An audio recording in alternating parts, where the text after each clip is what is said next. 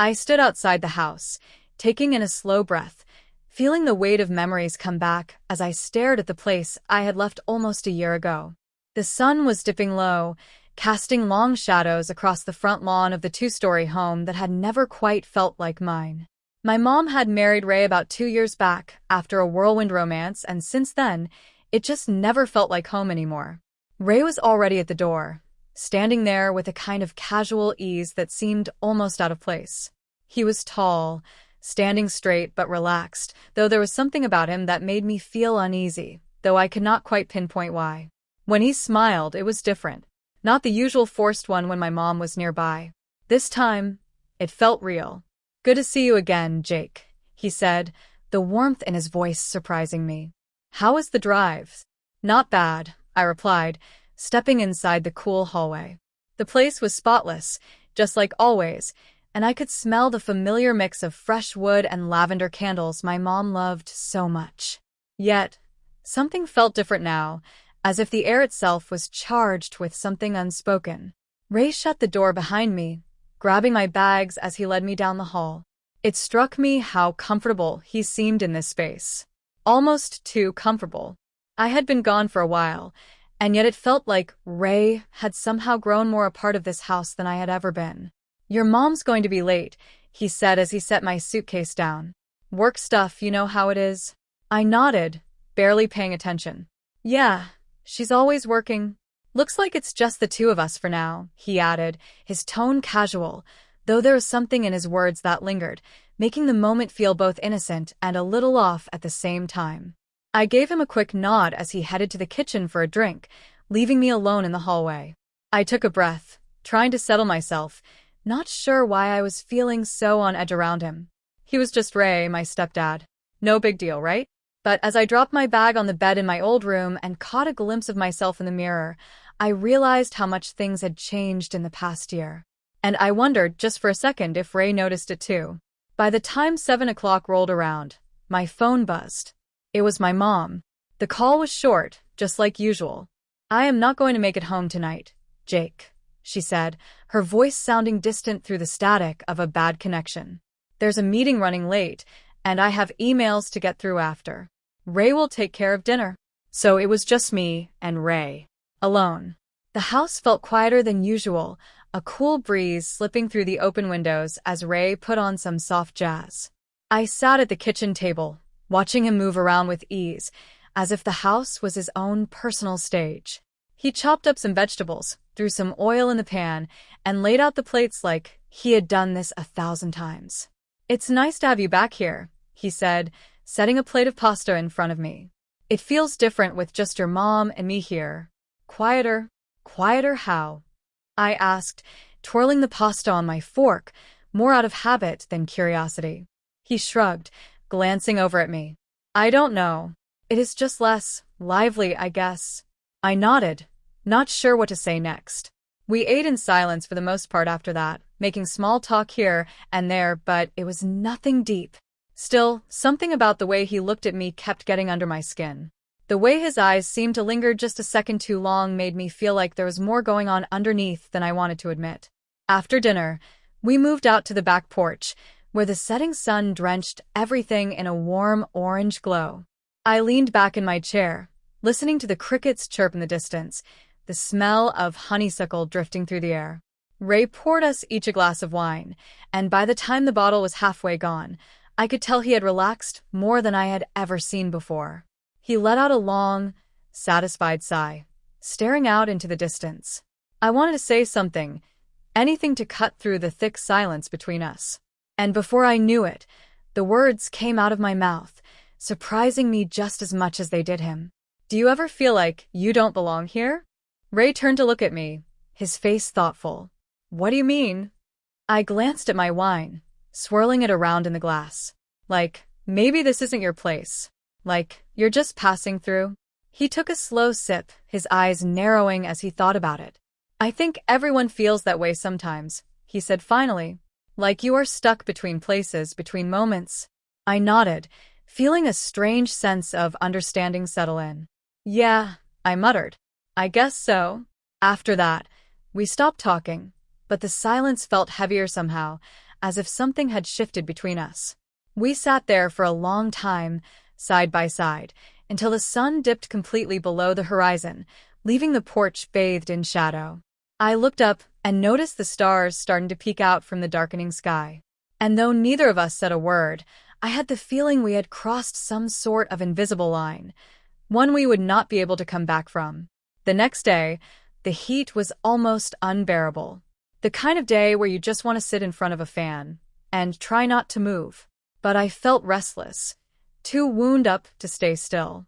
So, I wandered down to the river, following the path through the tall grass and wildflowers, the lazy hum of insects filling the air.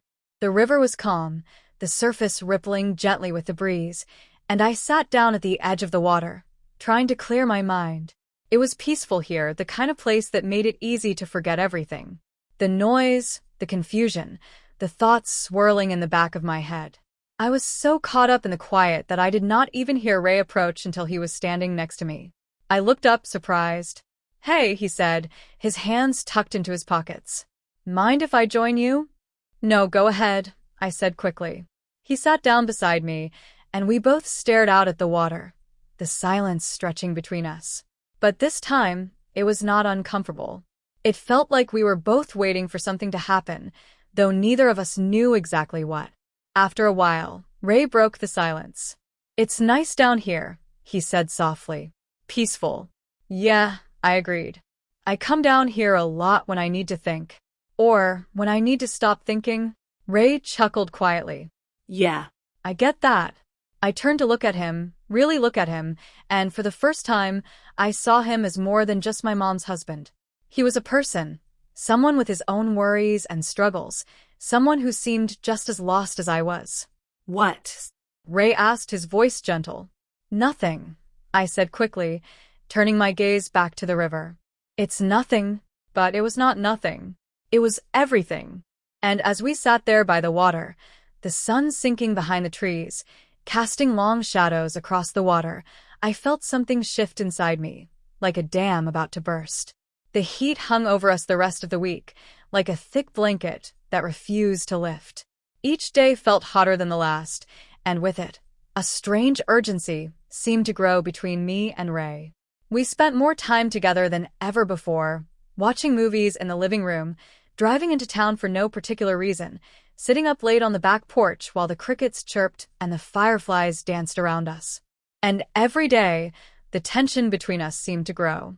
Every accidental touch of his hand, every glance across the room, it was like we were teetering on the edge of something dangerous, something neither of us knew how to control. One of those nights, with the oppressive heat making the air heavy, I found myself standing outside Ray's bedroom door. My heart pounded in my chest, so loud I thought he might hear it through the walls. I didn't know why I was there, or what I was going to say. All I knew was that I needed to see him. I knocked softly, and after a moment, the door creaked open. Ray stood there, looking surprised but concerned. He was wearing just a t-shirt and jeans, his hair messy, like he had just gotten up from the bed. "Jake," he asked, his voice low. "What's wrong?" "Can I come in?" I asked, my voice sounding steadier than I felt inside. He hesitated for a second, then stepped back to let me in. The room was dark, the only light coming from the pale moonlight streaming in through the window, casting long shadows on the floor. I stood there awkwardly, not knowing what to say or do, but feeling like whatever happened next was going to change everything between us.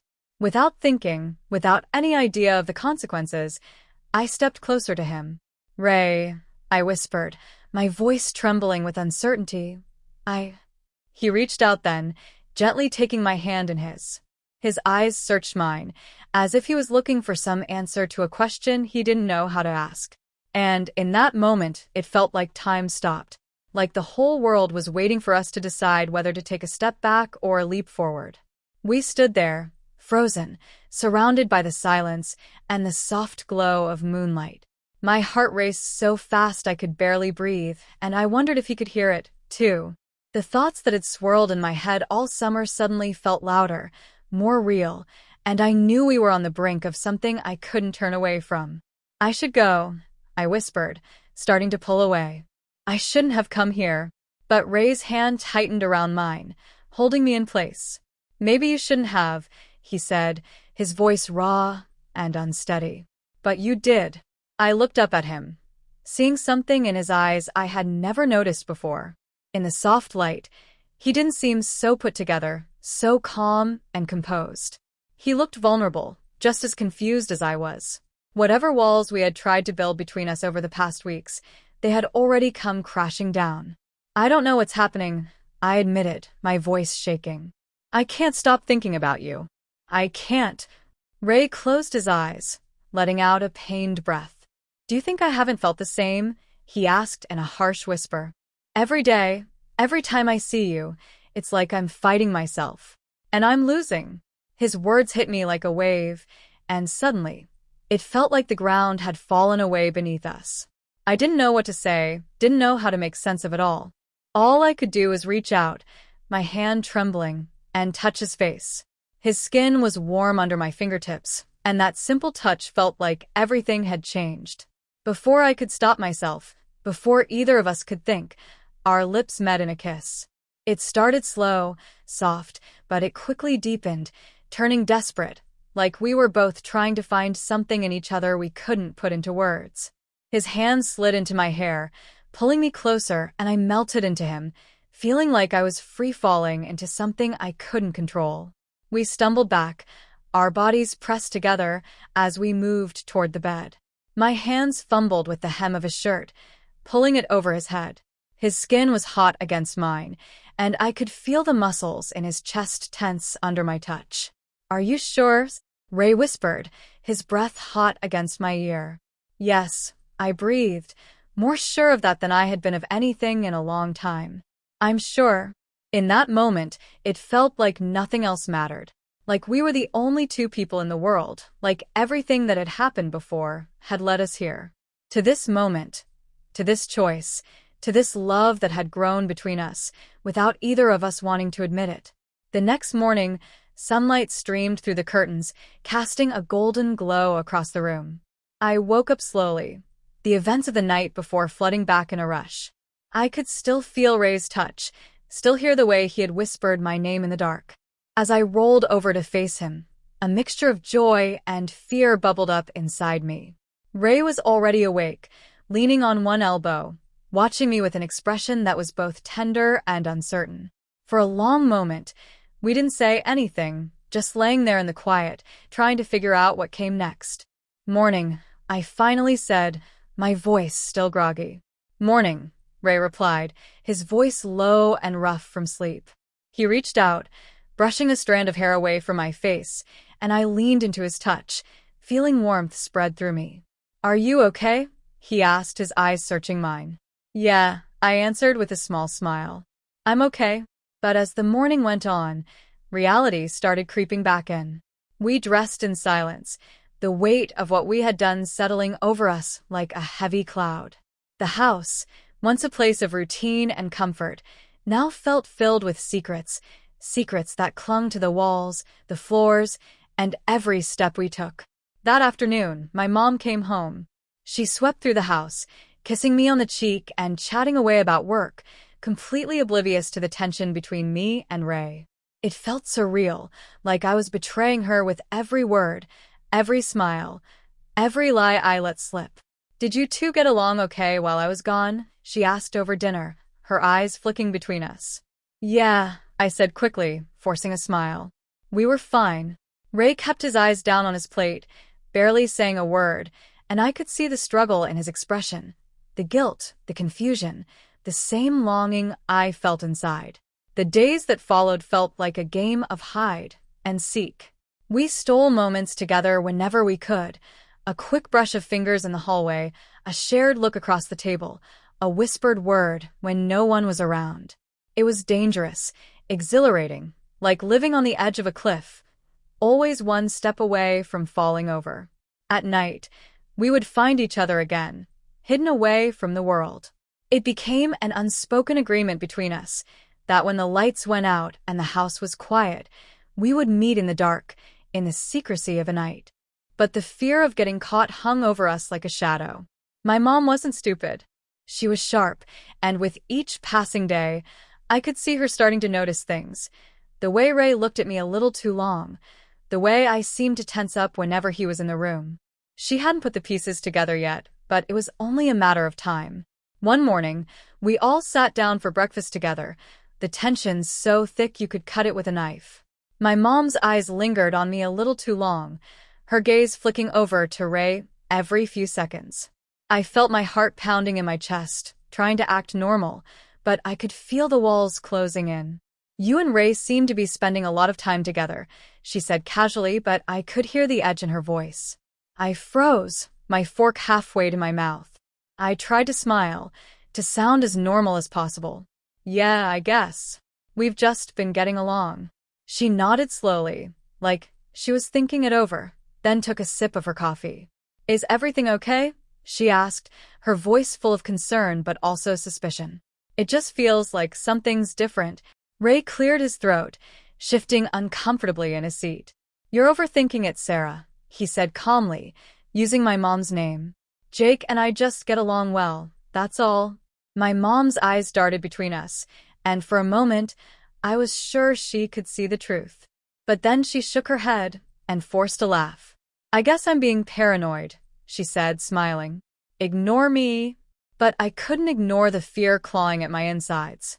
We were playing with fire, and it was only a matter of time before we got burned. A week later, it finally happened.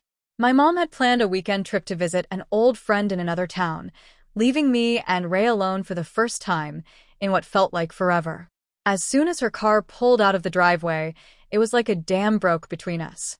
All the restraint, all the careful distance we'd been keeping shattered in an instant. We spent the whole day together, moving through the house like it was ours, like there was no one else in the world but us. Every room, every corner felt like a new place to discover together, and for once, we let ourselves be reckless. We let ourselves drown in each other, without holding back.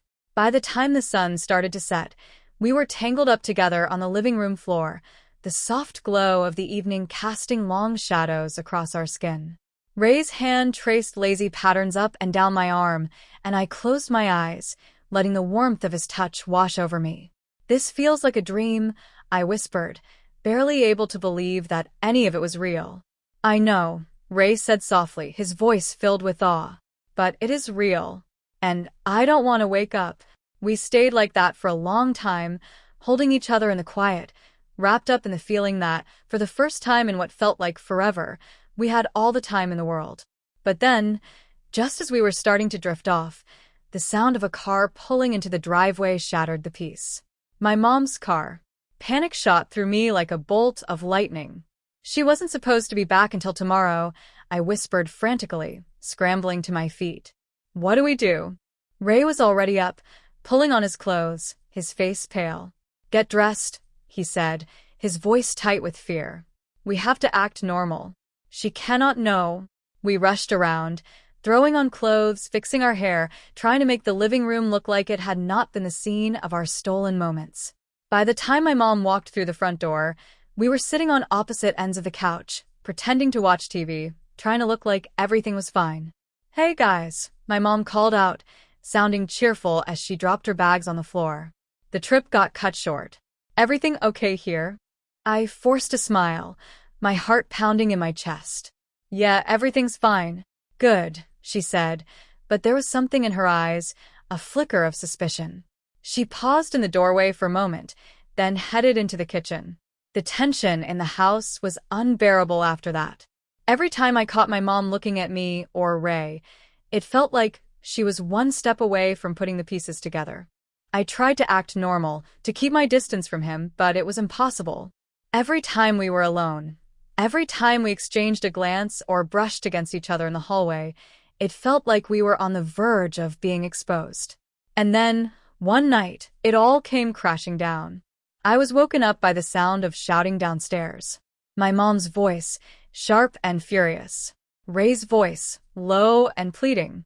I threw on a robe and rushed down the stairs, my heart racing. When I reached the living room, I found my mom standing in the middle of the room, her face red with anger, while Ray stood across from her, looking pale and desperate.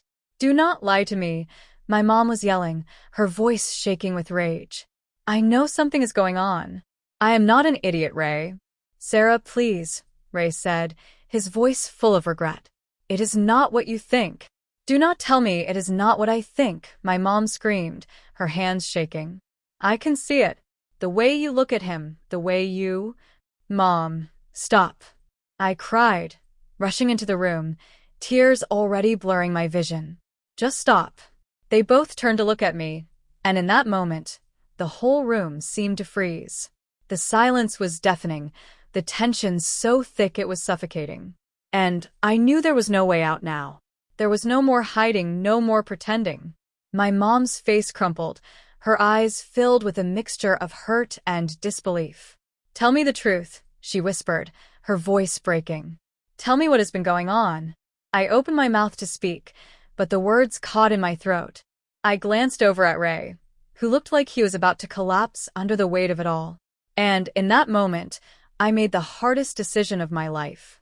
I told the truth. I took a deep breath, my voice trembling as I finally spoke the words that had been locked inside me for so long.